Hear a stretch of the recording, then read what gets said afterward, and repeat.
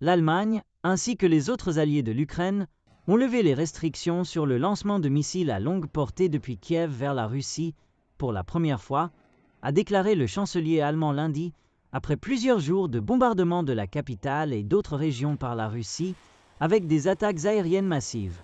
Cela marque un changement important dans l'approche des principaux alliés, qui, jusqu'à présent, avaient résisté aux demandes de l'Ukraine d'utiliser des armes fournies par l'Occident profondément à l'intérieur de la Russie.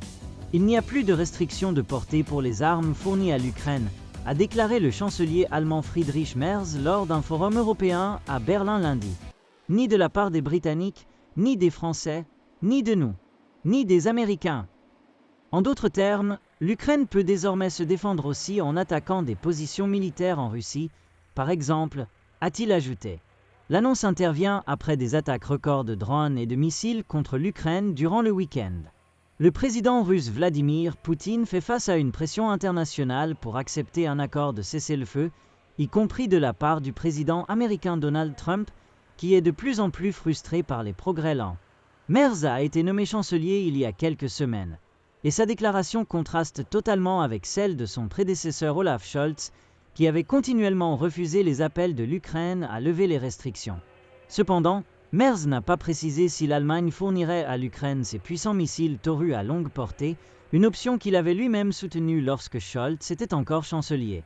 Les États-Unis ont levé leurs restrictions en novembre dernier, l'ancien président Joe Biden ayant autorisé l'Ukraine à utiliser les systèmes de missiles tactiques de l'armée à longue portée, ou ATACMS, fournis par les États-Unis à l'intérieur de la Russie. Mais cette décision a également été difficile, nécessitant des mois de discussion pour être prise. Les États-Unis avaient même refusé d'offrir les ATACMS à l'Ukraine pendant les 2 premières années de la guerre, livrant les missiles pour la première fois en avril 2024. Certains responsables américains craignaient une escalade du conflit, maintenant dans sa 4e année, tandis que d'autres s'inquiétaient de la baisse des réserves d'armes au Pentagone. La Russie a menacé ouvertement que toute levée des restrictions sur les armes à longue portée signifierait une guerre avec l'OTAN. Poutine a averti l'Occident que Moscou considérerait toute attaque soutenue par une puissance nucléaire comme une attaque conjointe, et que la Russie pourrait utiliser des armes nucléaires si elle était frappée par des missiles conventionnels.